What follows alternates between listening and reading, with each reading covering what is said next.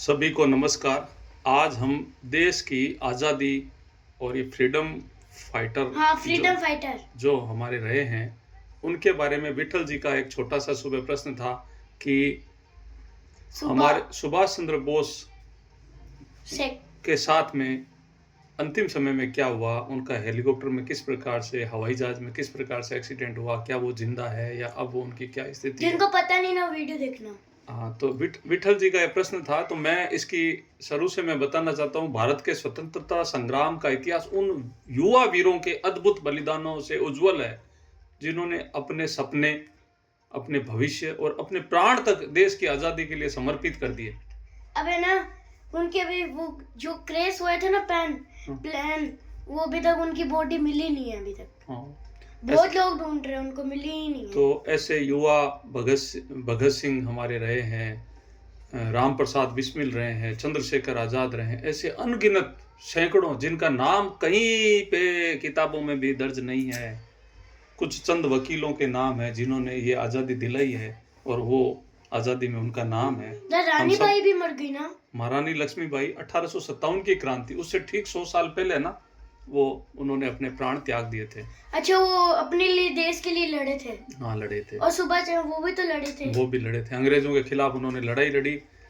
उनकी युवावस्था केवल व्यक्तिगत जीवन की आकांक्षाओं में नहीं, उनकी वजह से तो हमारा देश आजाद हुआ है। बिल्कुल, देश आजाद हुआ। हम आजादी की सांस ले रहे हैं, चाहे जहाँ थूक रहे हैं, चाहे जहाँ खड्डा कर रहे हैं, चाहे जहाँ कब्जा कर रहे हैं, चाहे जैसे सड़क पे ना बुलेट लेके घूम रहे, पटाखे फोड़ रहे हैं। हम चाहे जहाँ चोरी कर रहे हैं, चकारी कर रहे हैं, भ्रष्टाचार कर रहे हैं, ये देश की आजादी के कारण है। ये हमारे को स्वतंत्रता मिली। चोर मत बना करो। हाँ, नहीं, किसको कहें, आजादी मिल गई ना हमारे को। ओपन है कार्यक्रम। अपना देश आजाद हुआ, उतनी खुशी होनी चाहिए।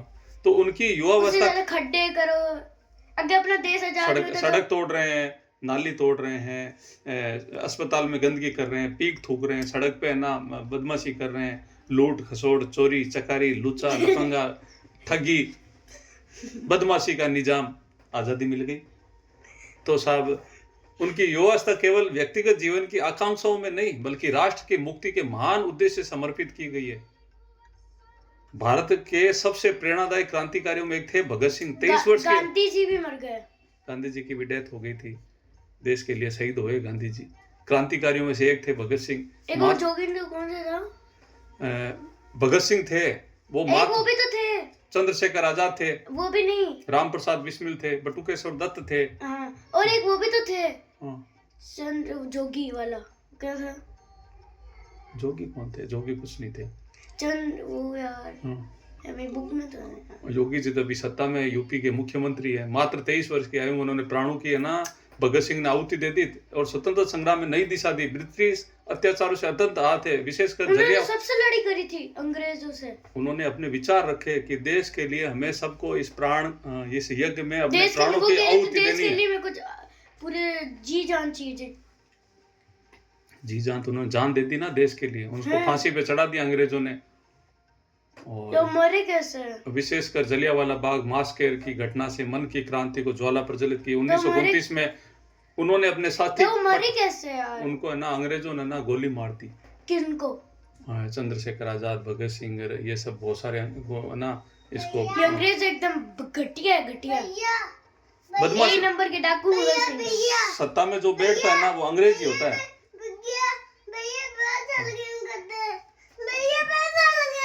तो बटू केंद्रीय विधान के साथ बम फेंका, उसके उद्देश्य किसी को नुकसान पहुंचाना नहीं। एक मिनट, वीडियो बन रहा है।